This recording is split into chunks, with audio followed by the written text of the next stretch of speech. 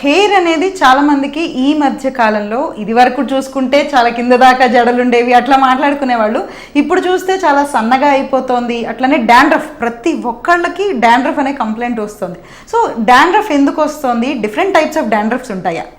బేసిక్గా మీరు చెప్పినట్టు కరెక్ట్ అండి. ఈ మధ్యకాలంలో తల మీద ఎక్కువ జుట్టు కనిపించే వాళ్ళు తగ్గిపోతున్నారు.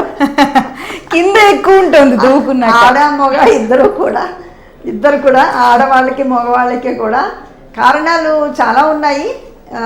అది హెయిర్ లాస్కి కారణాలు ఏంటంటే, ఒకటి బేసిక్గా న్యూట్రిషనల్ కారణాలు చాలా ఇంపార్టెంట్. హార్మోనల్ ప్రాబ్లమ్స్ కూడా వాటి మూలంగా కూడా జుట్టు ఊడిపోతూ ఉంటుంది. అలాగే క్యాన్సర్ వాటి మూలంగా జుట్టు ఊడిపోవచ్చు.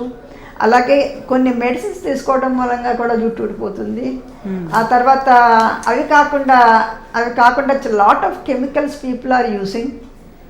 రకరకాల ట్రీట్మెంట్స్ తీసుకుంటున్నారు, దాంతో కూడా జుట్టు ఊడిపోయే ఛాన్సెస్ ఎక్కువ ఉంటాయి. ఆ తర్వాత ఇంకా ఏంటంటే stress factor. This is very very very important. Nowadays people are stressed more than the work. అసలు ఒరిజినల్ ప్రాబ్లం కంటే స్ట్రెస్ తోటి ఎక్కువ జబ్బులు తెచ్చుకుంటున్నారు. ఈ డాండ్రఫ్ అండ్ హెయిర్ లాస్ రెండు కూడా they are going together. Okay dandruff is nothing but this a local inflammation of the hair follicle. Oil gland hair ఫాలికల్తో పాటే ఉంటుంది. సో డాండ్రఫ్ అనేది ఆయిల్ గ్లాండ్లోంచి బయటకు వస్తుంది. అవి లోకల్ ఇన్ఫ్లమేషన్ ఉండటం మూలంగా ఆ హెయిర్ డాండ్రఫ్ హెయిర్ లాస్ రెండు they are going hand in hand. Okay.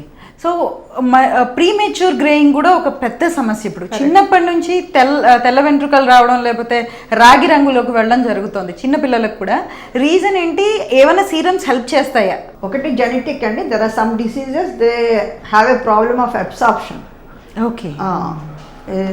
మీరు తిన్నా కూడా వెళ్ళవు అబ్సార్ప్షన్.